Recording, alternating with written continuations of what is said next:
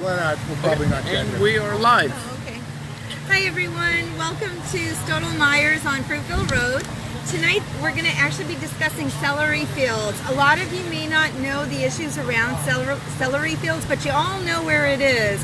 If you go east of 75, it's that one big hill in Sarasota County here outside on Fruitville that people love to walk and jog and go look at birds. Well, it's coming under attack. So today we have some people in the community that live here that really want to protect it, and they've been making strong efforts to do so. So I'm going to let them speak because they're the experts on what's going on with the celery fields, and we hope you get, if you have any questions about celery fields, please let us know. So I'm going to go around and introduce everyone. So go ahead. Gary Walsh, part of this group since January of 2017. I am actually the president of the Meadowwalk Homeowners Association, which is right adjacent to the celery field. Very good.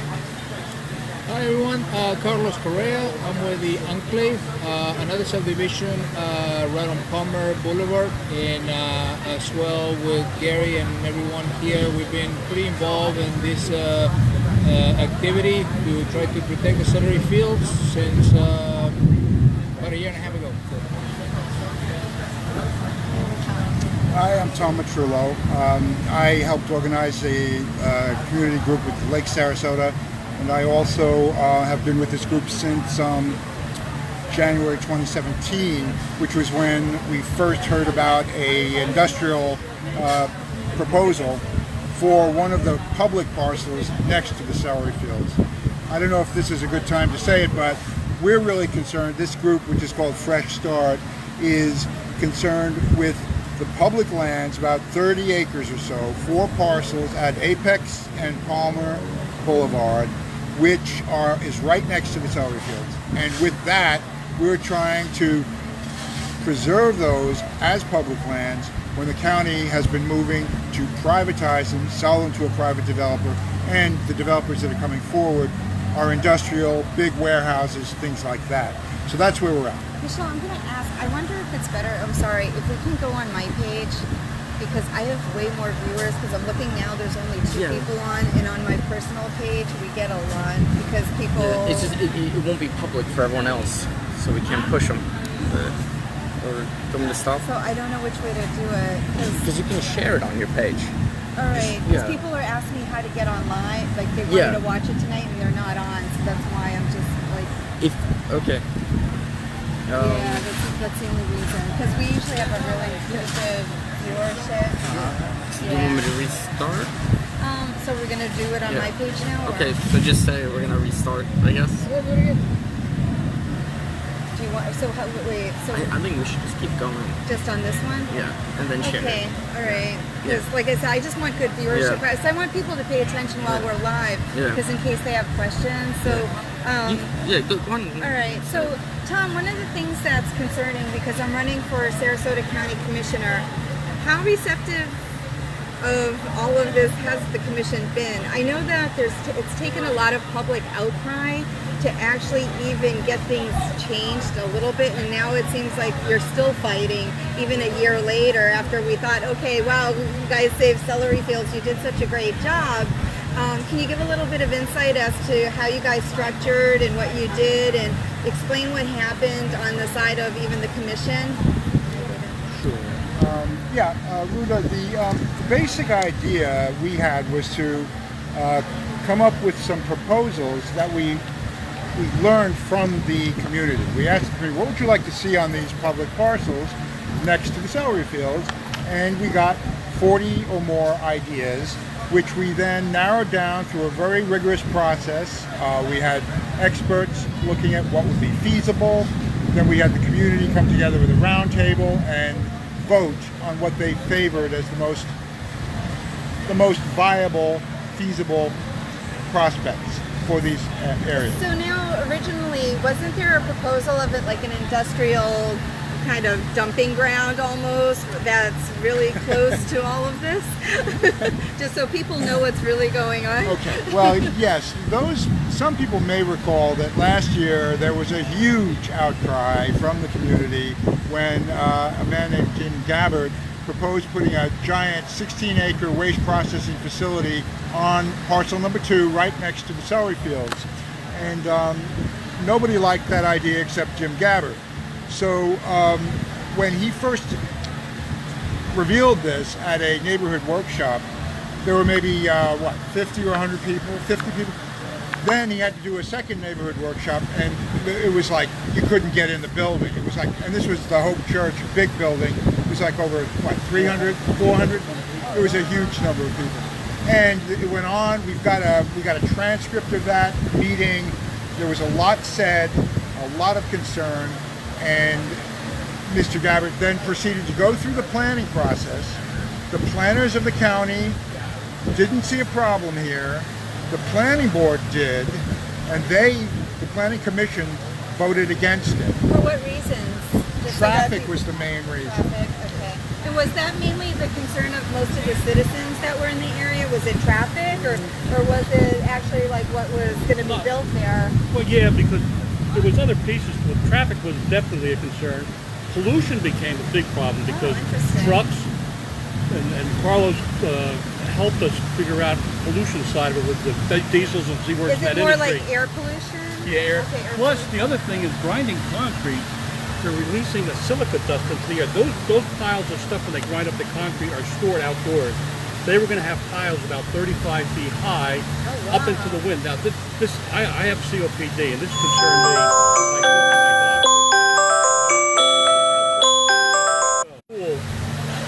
Mile and a half east of that at the Tatum School. The concern was if the kids were outside, this silica dust could be up in the air, particularly when we get a predominantly most of the year a west wind. The west wind pushing that over where Carlos lives out here, where I am, all of us out here. And that was a major concern. And they poo-pooed it. When we made our presentation, I had a letter from my doctor, and they kind of looked at him like he was a quack, and here's one of our top lung doctors in the area. And we laughed because those certain things didn't touch him. Traffic, yeah. But then they didn't want to do anything with the traffic. We talked to them about future roads, and the joke was that they said, well, we can't do this to 2030, this is on the 2040 plan. How can you develop without planning transportation in it? And there's no plans here for transportation. I think that seems to be a trend of this county, is to build it and then look at it later and try to resolve it. We have someone else that just joined, so if we can have her introduce, we have everyone else on introduce themselves. Hi, yes, I am Crystal Lore, and I am a candidate for Charter Review Board. And I would like to mention that Jim Gabbard, who was mentioned, he is a current elected official on the Charter Review Board. And so we have to keep that in mind. And also, just to point out one other thing, that we're talking about this issue with the industry that was proposed for the celery fields, and we have a good example pretty much already of what implications such industry could have, just by looking at the industry off of Myrtle across from Booker High School. They're having issues over there. Huge breathing issues, yes, and a yes. lot of new asthma cases. In fact, so just not to deter from this, but it seems like that industry does actually have repercussions on the medical side. We were actually in Newtown at a meeting, and there's an increase in respiratory issues from the concrete and the dust, and so it really is, it's a big problem. So were the citizens, like, how did you organize? I'm just curious. So was it just neighbor to neighbor kind of, and then you guys just came together? Yeah, we did a whole lot of, door to door and basically word of mouth, and we had a lot of, different, Facebook was a great avenue, and then we created, Tom was instrumental in creating a website with a blog that actually people could, have communication. And so, within a couple months period, we had quite a bit of an audience that were, well aware locals of what was going on and the actions that we were intending to do. And that's what actually became, we did a pretty good job basically covering all of the subdivisions in the area, about 50 of them. And we contacted, I'm a president of the Homeowner Association, so is Gary, and we thought, well, let's start there because that way they can actually communicate to their residents. and that we had a pretty good result. And that basically was it. Then we had a couple of roundtable meetings at the library, and then we put together, a certain process to do the correct choosing of the proposals that have been sent, and that's basically how it became a very consistent way of understanding what was best for the community. And how was it received though? Like how was your initial? You had an initial meeting, right, with the county commissioners. How did that first meeting go? Were they respectful and listening to everyone's complaints as residents, or how did that go? Well, our meeting, the one in April, where we actually presented the results of our roundtable, and here are our 4 final proposals, and we described them. Can you talk about how you guys actually did this? Because I think so many people that aren't aware, you guys came together as a true coalition of citizens, and you drafted a proposal to present to the county. But I'm talking about like the first time you ever went to the county to even discuss that. Last year, and then how you got to this process today. Yeah, last year actually in November, we had again, it was a kind of like a door-to-door and word of mouth. We sent flyers, and we had a couple rallies here at the Celery fields, where we basically came to the conclusion that the only way that we could really have a voice was to have a presence at one of the commissioners' meetings. And in November, we basically had over 200 or 300 people standing at the county building, and it was very unanimous and very impressive for the board to see that there was really a very big battle to try to push over the community by them trying to force a project that really didn't have any consensus at all. So the community stood, and the community basically delivered a message. We were basically just trying to keep it organized, and that was our function. Basically, we have never been identified as in any way political or in any way adversarial. Exactly, adversarial. We basically are a coalition of just neighbors, and we want to be an instrument of delivering a message to the board that this is what the community wants. This is nothing more, nothing less. Yeah, I think last year when we started it, when we had the big meeting in August where the final vote was done at the board to take the concrete off the plan, off the books, and not deal with it, they were knocked down. They were a little surprised at the number of people that were there, number one, and then the number of people that got up and spoke. We had 85 speakers that day. Wow, now, we had our group, and we had a lawyer. I mean, we did it professionally, but then they had all these speakers, and out of the 85, what was it, 2 people that supported him, or 3 people that supported Gabbard out of the 85. Yeah. Wow. And so the board knew that the public has taken this to heart. I think what's happened is after that meeting, we kind of sat back and we didn't rest on our laurels, but we knew that we had to take a break and just readjust what we were going to do. And when we got back together in October, we got back and started talking, okay, now what are we going to do? Knowing that this did not go away. That's the important point. We knew that. That's the key. When they denied Mr. Gabbard his proposal, they did not take the next step and say, obviously the community wants to get rid of industrial possibility here. Why don't we direct staff to take a fresh view of this whole area and do a new critical area plan? Look, I keep looking and rezone this in a way that will make for a community beneficial set of uses. And so anyway, when they didn't do that, that's when we kind of got motivated and said, all right, maybe we should model the behavior for them. What we want them to do, we'll do it. And that's what we've done. We've gone ahead as if we were the commission and the planning department, and we've gone in with our results of our planning, and we've gotten, that's what we got. No action. A total, blind eye to what we're doing, our effort. Obviously, as Tom said, and I will reiterate, this is what we pay the county workers to You do. The commissioners. Yeah, exactly. I think the commissioners tend to forget that they work for us. They work for us. We vote them Exactly. in place. It's, we're expected to work in our behalf. But this board, unfortunately, there are some members of the board that are not very responsive to that. Well, the thing is, too, is we've had some meetings with them starting in February, I guess, our first, end of January 1st. And we had to meet with them individually because they can't meet Yeah, with us as a sunshine group. laws, yeah. But that was one of the things that came up. I know with Almeo, I reminded them one time, we own the land. And they don't like that when you point out to them that they're overstepping their bounds. And they were reminded on different occasions by different people that it's not their land. They're only a custodian or a caretaker of the land. We are the ones that should be having something to say.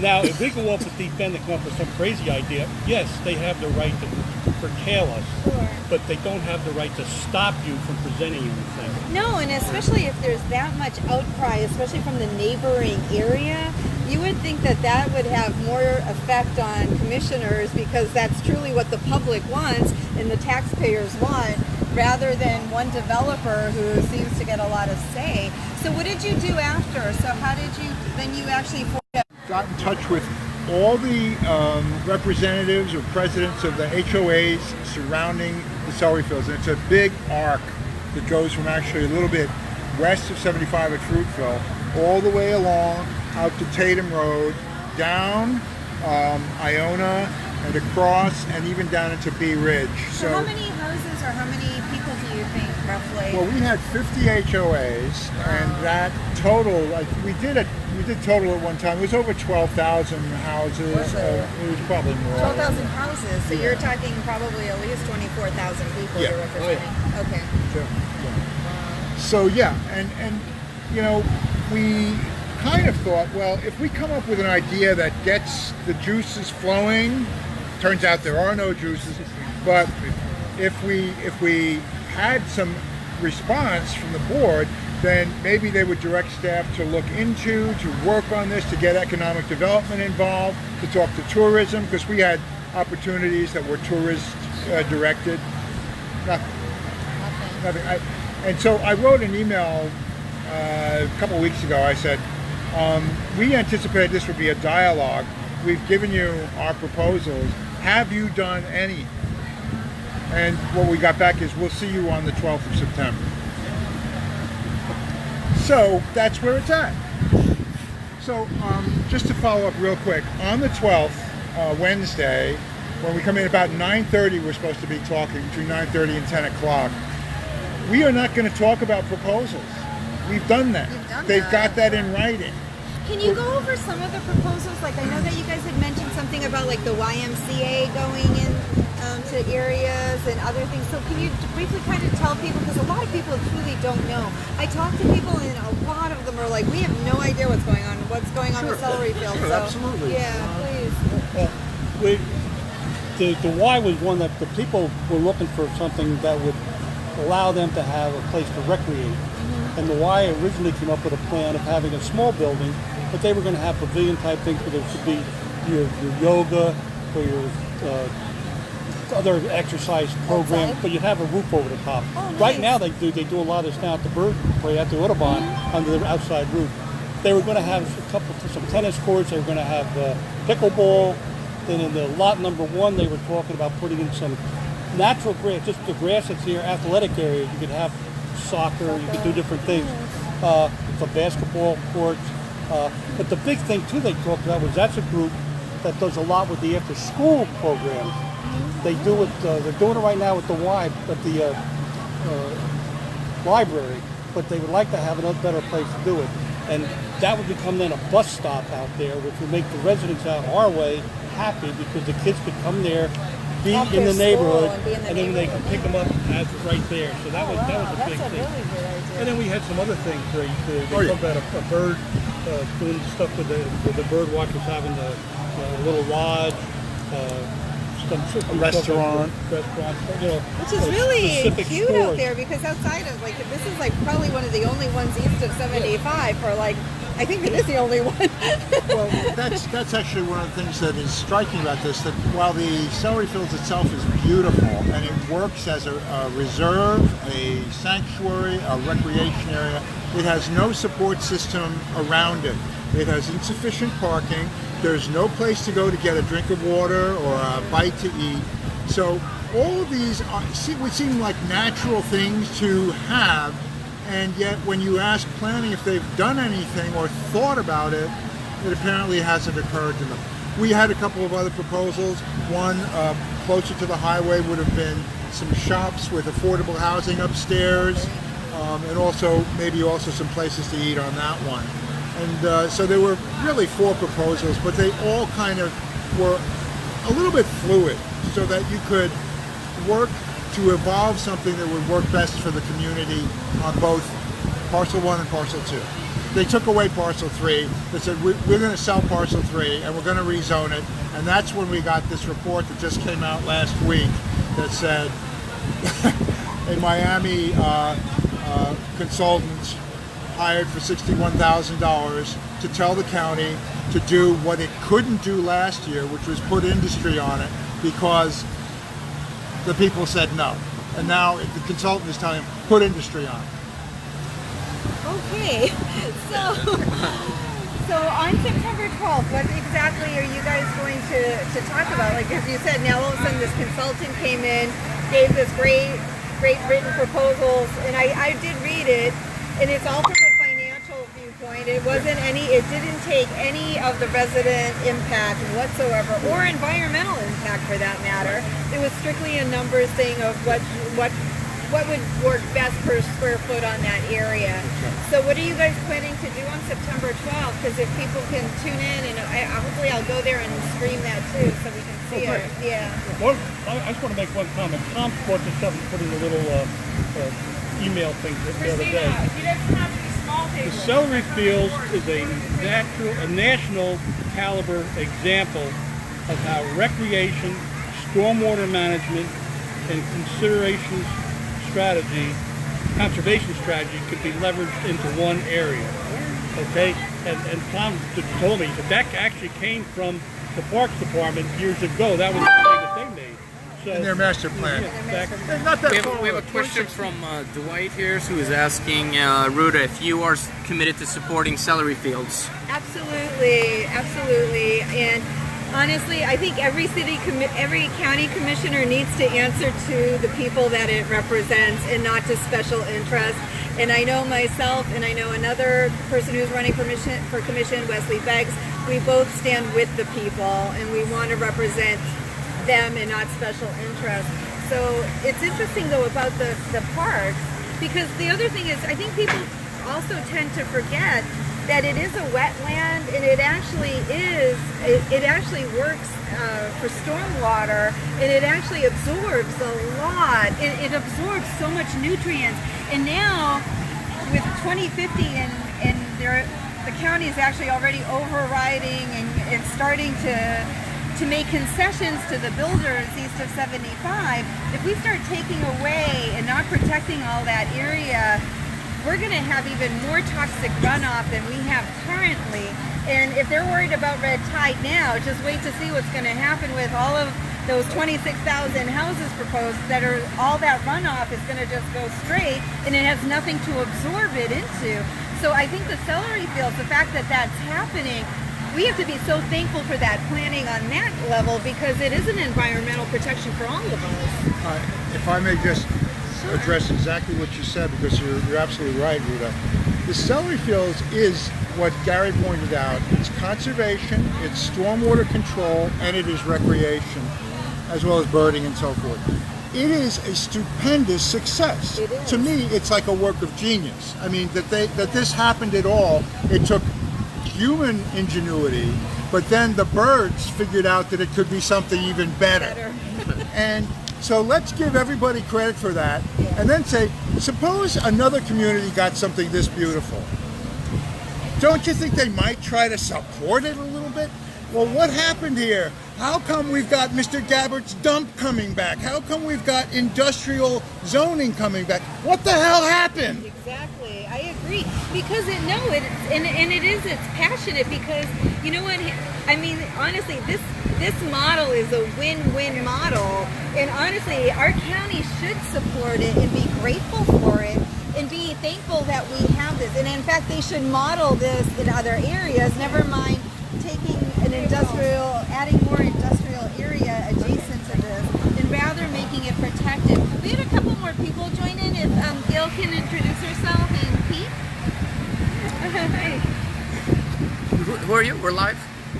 I'm the conservation chair for the Sierra Club, and I co-chair the political committee for the local Sierra Club. Thank you.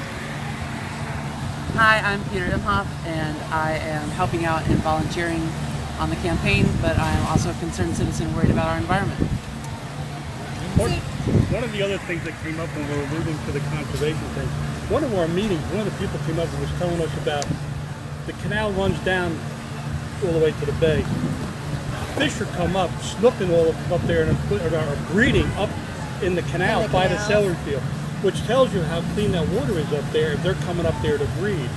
And it'd be a shame to see industrial dumping crap on the ground that will seep into that, because we've got a natural habitat that's nobody would ever think that they would come up there to breed, and they said they're finding these snook up there, and it's just absolutely amazing. It's just amazing to me that they'd want anything industrial so close to protected lands, and like you said, the seepage naturally will occur, and no matter what cleaning they think they're going to do, it's going to impact all of us, our drinking water, our soil, all of that. And maybe if you want to talk a little bit about that too, I mean, it's something I think that Sarasota itself needs a lot more conservation overall, and start looking at not just building over things and knocking things down and taking away protected wetlands and taking protected areas away for something industrial that's so opposed. And I think that's the thing that's so upsetting, I think, to most residents, is most of us are opposed to having something that industrial next to the celery fields. It's not congruent. It's not. There's no natural flow. And it's actually, it's a shame that all of us have to do such public outcry to even try to get that not to happen. And it's really sad. So I don't know if you guys have any input. I'm sure you do, Gail, about this. I'm having a problem here because of the fan. I'll ask her to back it up. But you were talking about wetland protection. The celery fields and wetland protection and just land conservation overall in Sarasota. Because here we have a group of homeowners that are represented, and they're outraged at what the commission's doing, and they're avoiding listening to the people who represent some 12,000 homes, and they're bowing down to one developer instead of bowing down to the people who put them in office. Right. So I think that's our big concern today. Right. We need better representation on the Board of County Commissioners. We do. Because we have no priority with them. I object to the whole premise of surplusing public land. That I think it is also, so I think people wrong. need to address that too. Like, I think you mentioned it. Somebody at the commissioners' meeting said, this isn't your land. This is our land. So the fact that they're selling off surplus lands, it's not their right. We own that, not them. It's not their personal property that they can do a favor for a buddy and sell it off inexpensively and not even at market value sometimes. So, I mean, I think it's great that we have so many people who are standing up, and especially, I think now for the 12th, are you guys worried at all that Gabbert's going to get his way? Well, He's not on the agenda for the 12th, so No. whatever he's doing is going to be behind closed doors right now. okay. But the tone of this meeting could reopen a door for him to start meddling. Him and Wacker, they're both joined at the hip right now, and they could use it as a stepping stone to try to get back into the picture. But as far as the agenda for next Wednesday goes, they're not in the agenda. There is going to be a half-hour period at the end for people to talk about stuff that's not restricted. So somebody in his group could get up and make some kind of a comment. But I don't know if the commissioners want that to happen right now that way. I think they'd rather feel out repercussion from if we get an audience and they present something to the commissioners that makes them realize we haven't gone away as a group. I mean, we've surprised them because every once in a while we pop up and say, we want to have a meeting with you guys, and we get together with them. And I think that's been something all year long. It's like, at some point in time, these guys are going to go back under the rock and not keep doing this, but we don't. And we have somebody here who's a good writer, and he loves to write.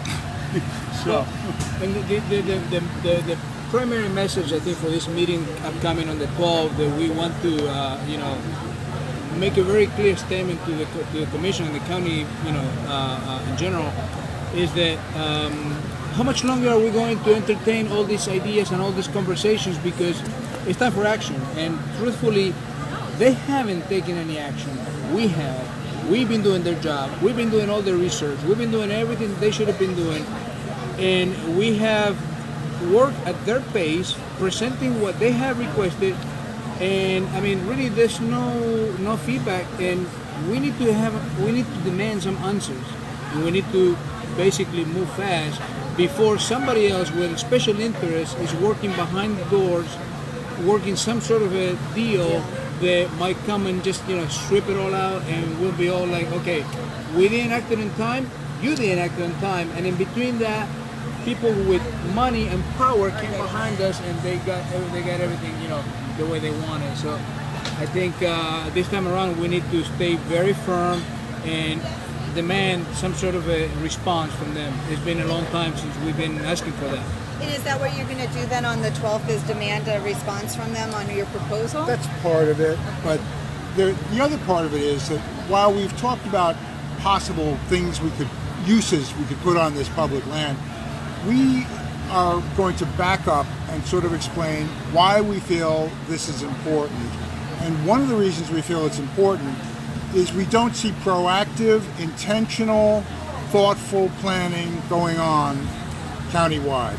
Developers walk in and they get, at random, and they get treated at random with there's no overall scope in which this is all going to fit together. And we're saying we are concerned not just with what you're planning, but with how you're planning. We want to address how planning occurs or doesn't in Sarasota County. And to me, this is a county-wide issue. It is a county-wide issue. This has got so much relevance to everybody. And when you see that they're using 1983 zoning to justify industry next to a gorgeous bird sanctuary, you got to say, well, wait a second, are we going for the Darwin Award here? Hey, people hitting likes for those comments. It's great comments. And maybe, Gil, can you address a little bit about the Comp 2050 plan? Because you recently were in front of the commission and then they didn't even listen to you, from my understanding, is they didn't want to address some ordinances and things that they were going to be actually changing to the 2050 plan without even getting off the ground. They already started making changes and amendments and things. Maybe you can address that a little, and because I think a lot of people don't even know what the Comp 2050 plan is that are listening. So maybe you can give a little overview and what's good about it. Everybody here knows it was developed as an alternative to the 5 and 10 acre ranchette planning, so that property owners and developers could develop at higher density. So it was an alternative to the original plan that was offered to them, and it's been altered since I worked on it from 1999 to 2001. There was a regathering of the development community and public interest to re-look at 2050 in 2014. I was off of the Sierra Club board at that time, so I wasn't part of that. But I'm finding now what took place there, because I'm working with a neighborhood who's suing over 2017B, which takes the village town center requirements out of the village. So that's been a real eye-opener for me. And on the same day, it was on July 11th, it went to public hearing. High Hat Ranch also had 2017G amendment, which took the master plan out up front.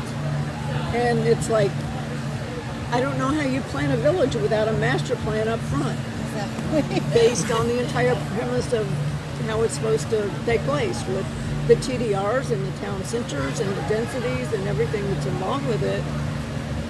So there's a lot of damage that's been done, and we're trying to save the most important parts that are left of it.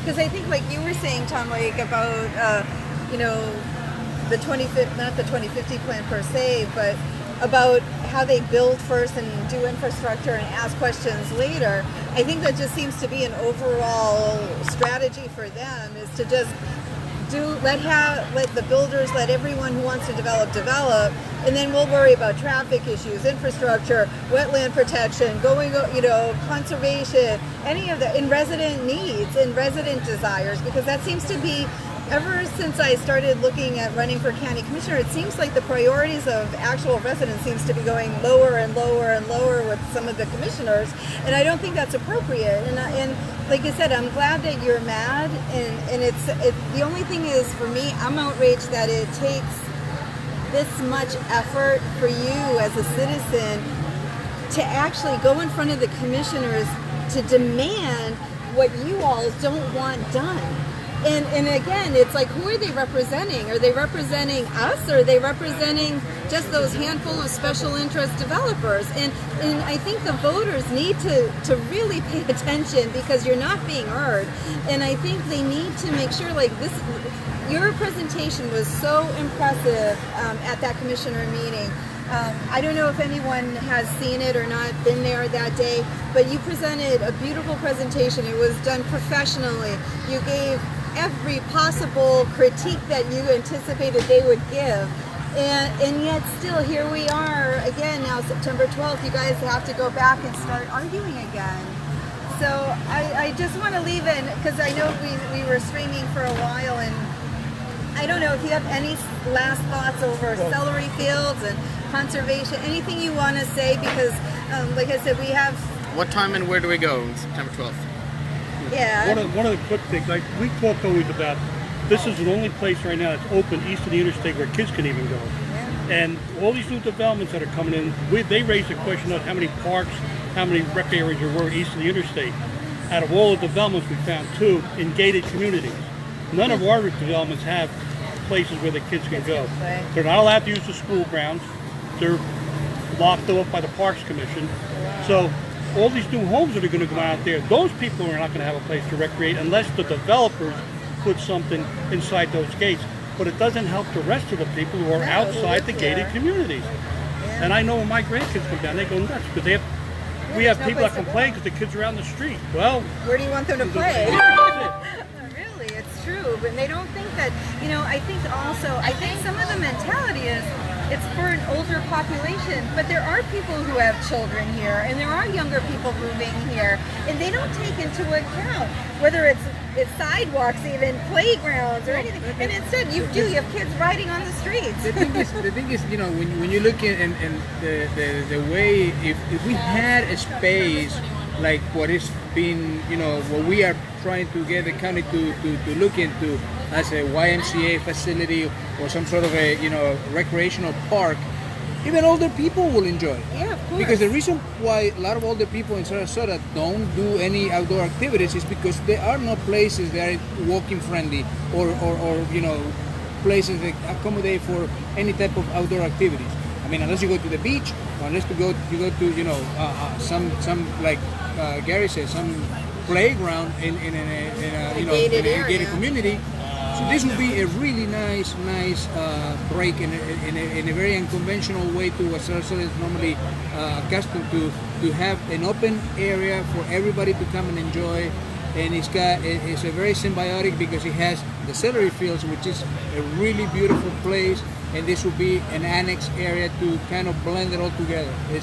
It's common sense, people. I mean, it comes down to common sense.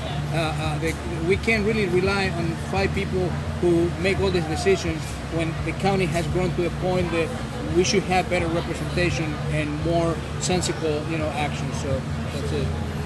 So yeah, Carlos is right to point to common sense. I think the title of our presentation is "Common Sense for the Common Good," and public lands, put the public in public land.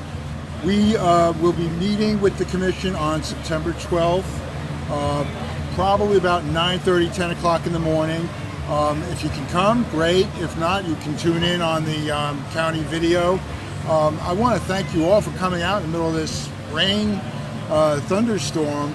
And the other thing I want to mention is we do have a blog that contains a lot of information about the celery fields, about our process, and about our relationship to the commission. And that's on freshstartsarasota.blogspot.com. And thank you. Can you say that one more time so that just Sure. in case people miss it? It's Fresh Start Sarasota, all one word, .blogspot.com. I'm gonna type it in. Really, last words. What? Well, I just think when it comes to the celery fields and stuff like that, as someone who lives further away from it, I live on the coast, but our coast is already impacted in terms of tourism with red tide. So we're already losing a crucial industry, crucial part of our tourism industry. And then, now they're threatening the celery fields, which is another tourism factor because people come from all over to visit the bird sanctuary. And it's like, we're a tourism-based economy. Especially if you can't go to the beach, like you said, what do you do in Sarasota County? Absolutely. It's either the mall or celery fields. Yeah, and if you can't do that, I think it's really going to impact, because there's a lot of service industry jobs and a lot of people that cater to those industries, people who do serve the people who come here for birds or who come here for our beaches. And if both of those are wiped out, no one's going to be able to work here. And that's going to impact county revenue because no one's going to be able to, housing is going to go down, property values. I mean, it's for people who claim to be fiscally responsible. I think it's a little silly for them to try and shoot themselves in the foot with attacking the environment the way that they're trying to. I would just like to revert back to what Tom said about planning. When we worked on 2050 originally, we worked under the premise that there would be a master plan for the entire county before these things started. And they've started now 4 huge developments with no master plan. And the celery fields is just part of it. And they should be part of a master plan. We should know exactly where the greenways are going to be for wildlife corridors, where parks are planned, where water resources are going to be impacted. We should know, based on our natural resources, how the planning should take place and how we can protect neighborhoods at the same time. Okay, well, a lot of talk about working and planning with the current elected officials, but I think, and it's been noted before, the elected officials, where are their interests? Where do their interests lie? And it's clearly not with the public, it's with the developers. And so I think it's important to note that we need to make sure that the public gets out there and votes. That's how we're going to really start to make real change. Get out there and vote November 6th. Vote for the people like Ruta who are going to protect the public interest. And myself on the Charter Review Board. And speaking of the Charter Review Board and the Charter, I just want to mention that, and I don't know if it's been mentioned yet, I don't think it has, but single-member districts will be on the ballot in November. And that's so important because currently all the county commissioners are elected at-wide or at large or county-wide. And so this will change how they are elected. And so if a commissioner is running in District 1, they are going to be elected by the people in District 1 only. And they are going to be held more accountable to those people. And that is what is so important about these single-member districts. So please vote November 6th. Vote for those who are in your public interest, like myself and Rita. So just to wrap it up, we're going to actually be talking about special election or amendments and things that are going to be proposed, single-member districts, the new proposal from the commissioners about how many petitions are needed by citizens to have a ballot initiative put on. So this will be next week's topic, and we're actually going to be in Northport to talk about single-member districts and other issues like that. But it is really important because if you think about single-member districts in this area, if you have 12,000 residents just represented here, you don't think that that commissioner is going to be like, we need to do whatever these people want because they will never get elected without them. So that's one of the things that's most important. So see you guys all. Thank you all for being concerned and coming out and discussing openly everything. We really appreciate it. We'll see you next week. Woo!